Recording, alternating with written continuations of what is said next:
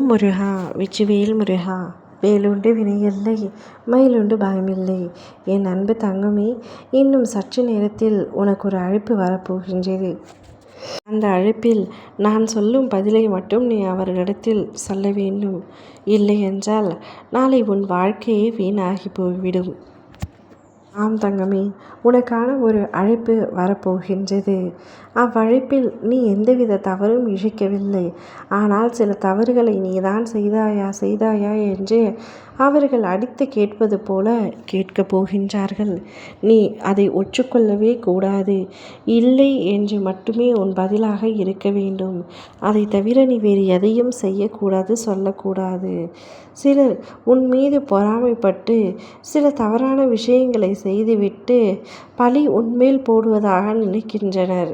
ஆனால் நீ அவர்களிடத்தில் மாட்டிவிடக்கூடாது. நீ இல்லை என்ற பதிலை மட்டுமே கூற வேண்டும். வாழ்க்கையில் பல விஷயங்களை கடந்து வந்துவிட்டாய். சந்தேகங்களை ஏதோ ஒரு ரூபத்தில் நான் தீர்த்து வைத்தால் நீ மகிழ்ச்சி அடைவாய் அல்லவா? குழப்பம் ஏதுமின்றி காரியங்களை செய்து வெற்றி பெறுவாய் அல்லவா? உனக்கு உண்மையை விளக்கி தெளிவினை தருகின்றேன். மனதை மகிழ்ச்சியாக வைத்துக்கொள். புதிய நம்பிக்கை வரும், புது உற்சாகம் வரும், விடியல் காலம் பிறக்கும் என்ற தெளிவு வரும். புன்னகையோடு அனைத்தையும் எதிர்கொள் தங்கமே. நிச்சயம் நல்ல நிகழ்வுகள் உன் இல்லத்தில் நடக்க ஆரம்பிக்கும். ஆனால் இப்பொழுது சில விஷயங்கள் உனக்கு தவறாக நடக்கப் போகிறது என்று வருத்தம் கொள்ளாதே. அப்படி உன் மனதில் பல குழப்பங்கள் வந்து கொண்டே இருக்கின்றது. நான் சொல்வதை செய்தால் நிச்சயமாக உன் வாழ்வில் எந்தவித பிரச்சனைகளும் இல்லாமல் சுமூகமாக அனைத்தும் முடியும். உனக்காக ஒரு அழைப்பு வரப்போகின்றது. இன்னும் சற்று நேரத்தில் உன்னுடைய நண்பர்கள் இருந்து இருக்கலாம், உன்னுடைய சொந்தக்காரங்களிடம் இருந்து இருக்கலாம், அல்லது யாரென்று தெரியாத ஒரு நபராக கூட இருக்கலாம். நீ ஏதேனும் தவறு புரிந்திருக்கின்றாயா? யாருக்காவது துரோகம் இழைத்திருக்கின்றாயா?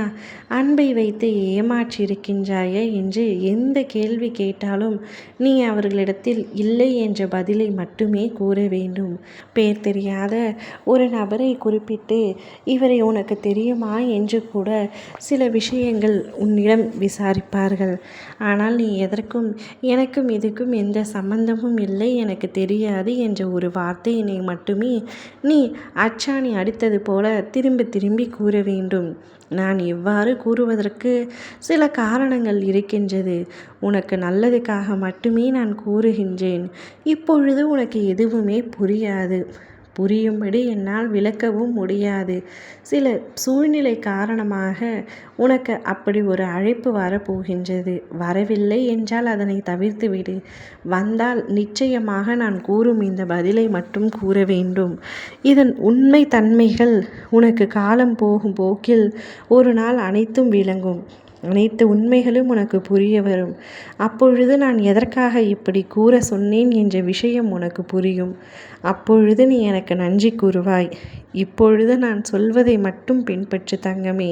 உன் நல்லதுக்காக மட்டுமே என்று நான் சொல்வதை பின்பற்று. ஓம் முருகா வெற்றிவேல் முருகா.